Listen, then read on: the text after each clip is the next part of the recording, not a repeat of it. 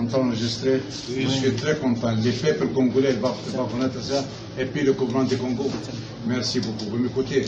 Ça, tu vas mettre ça dans les télévisions. Si tu veux mettre dans les télévisions, je parle. Si tu ne veux pas mettre dans les télévisions, je ne parlerai pas. On va mettre dans la télé. Merci. Je suis dans ce pays 52 ans. Mon âge 82 ans.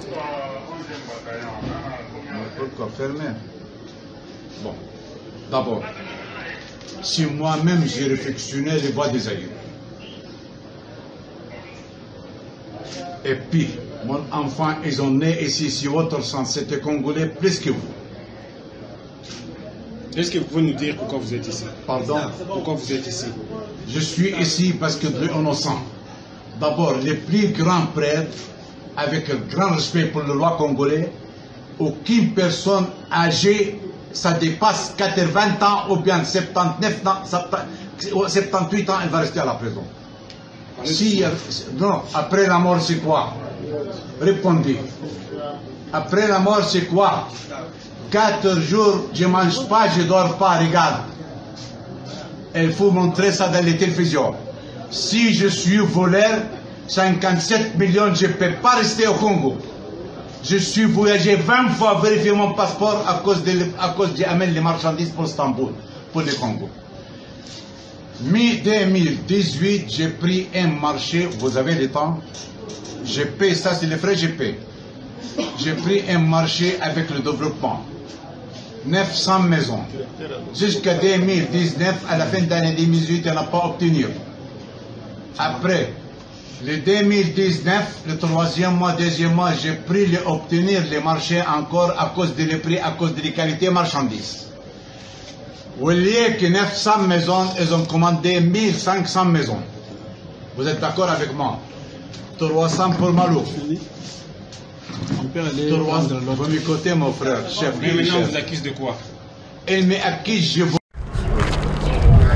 C'est la vérité qui éclate au grand jour, contrairement aux rumeurs, intox et fake news publiées dans les réseaux sociaux et les médias internationaux. Les directeurs généraux de la société Safricas, David Blattner, de l'office de route Moutima Sakrini et de Somiba Congo, Jamal Sami, sont bel et bien détenus à la prison centrale de Makala. Le vice-ministre de la Justice qui a fait le déplacement de ces centres pénitentiaires a pris langue avec eux sur leur état de santé et les conditions de leur détention. Nous avons été saisis et instruits par le président de la République, son Excellence Félix Tshisekedi Tshilombo, de venir vérifier tout ce qui serait en train de se passer à la prison par rapport aux détenus qui étaient interpellés pour des raisons d'enquête.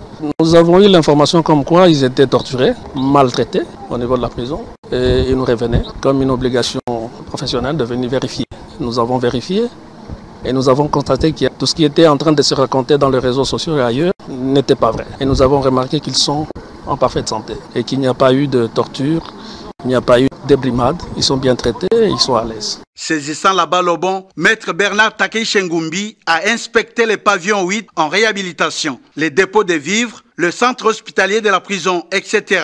Au terme de cette visite, le numéro 2 de la justice congolaise rassure. Nous avons constaté d'ailleurs, parce qu'il y a eu des radios internationales, des médias internationaux qui ont parlé que les gens mouraient de faim, et vous venez de constater avec moi que tous les dépôts sont pleins et que les pensionnaires sont bien nourris.